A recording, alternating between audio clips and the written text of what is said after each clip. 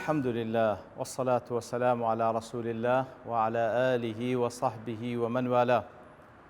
برزان بيك ودسين آتي جمالة نول سورة الحجرات. بسم الله الرحمن الرحيم.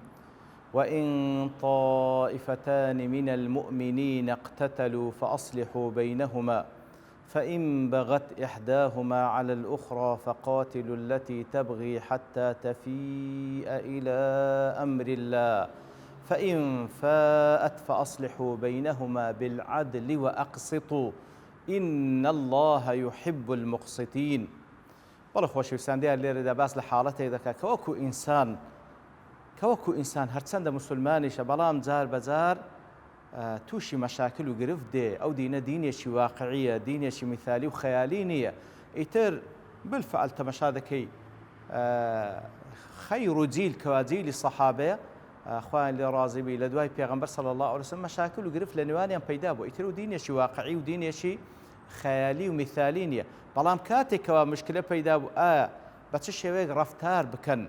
وإن طائفتان من المؤمنين اقتتلوا أجر دو طائفة دو تاقم لنيوان إيمان داران اقتتلوا قتال لنيوانيان بربابو كواتا خلاف كوتا نيوانيان إنزا قتال شيان كر واتا هاللير دا تسان هالوستيش لسر دكين خلاف لنيوانيان بو أو ذا قتال شيان كر يا كم زار خواهي قد فمين طائفتان من المؤمنين اقتتلوا كواتا لقل أوش كوا خلاف لنيوانيان بيدا بوا لەگەڵەوەش کە گەیشتە مەرحەلەی قیتال و قۆناغی قیتال و لە یەکتریان کوشتیە. بەڵام ئایا هەرچەندە ئەو قیتالەکەوە شتێکی نەویستراوە، شتێکی مخالیفە، شتێکە خلافی برایەتی نێوان مسلمانان کە ئەسڵ لەوە کە مسلمانان بەڕاستی لەگەڵ یەک برابن وەکو تەئکید لێ دەکات و لە ئاەتەکان.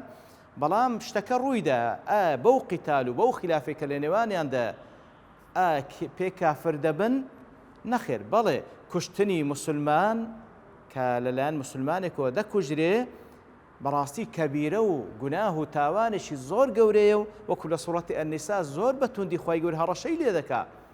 بەڵام بەو کوشتنە بەو قیتالێکە لە نێوانیاندا پێ کافر دەبن نەخێر پێ کافر نابن. لەبەرەوەی ئەڵڵاه تەعاڵا دەفەرمێ وئین طائفتان من المؤمنین واتە بەو قیتالش کە لە نێوانیاندا خوای گەورە صفەتی ئیمانیان لێ وەرناگریتەوە بەڵکو بە صفەتی ئیمان وەصفیان دەکات.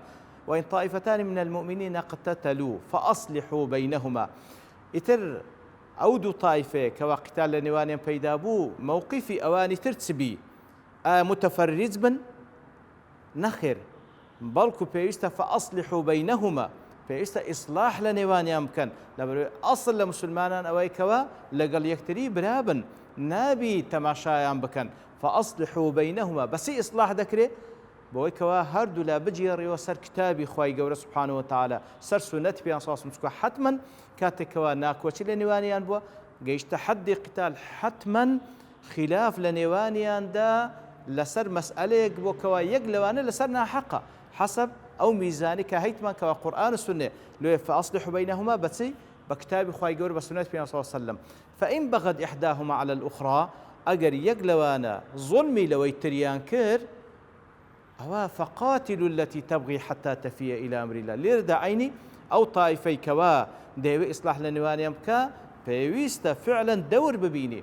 دەبینی یەک لەو دوو تاقمە ظلم لەوەی مقابلی دەکات، ناکرێ متەفەرریز بی، نەسیحەتی دەکات، هەوڵی لەگەڵدا ئەگەر هەر مصر بوو لەسەر بەغی و زوڵمەکەی لە مقابلەکەی پێویستە ئەوانیش بەگەر ئەو طائفە مستەضعفە یاخود بەگەر ئەو طائفە بکەوە زوڵمی لێ دەکرێت تاوەکو ڕەدی زوڵمەکەی بکەنەوە، ڕەدی زوڵمەکەی بکەنەوە هەتاوەکو حتى تفيء إلى أمر الله، هەتاوەکو دەگەڕێتەوە لای ئەمری الله تعالى و سەر قورئان و سونە و دان بە غەڵەتی خۆی دادەنێ و واز لە قتال و شەڕانگێزی دەینی. ئەوجا هەتاوەکو حتى تفيء إلى أمر الله فإن فاءت فأصلحوا بينهما بالعدل وأقسطوا إن الله يحب المقسطين. ئەوجا لەو حاڵەتەی بەعەدالەت و بە قسط سولحەکان لە نێواندا بکە کە ئەوەش هەڵوەستەی دەوێتن، بەڵام لەبەر تاوابوونی کات دەوەستین بە پشتیوانی رب العالمین لەوانەی داهاتوو دێنەوە خزمەتی. وصلى الله وسلم على نبينا محمد وعلى آله وصحبه أجمعين وآخر دعوانا الحمد لله رب العالمين.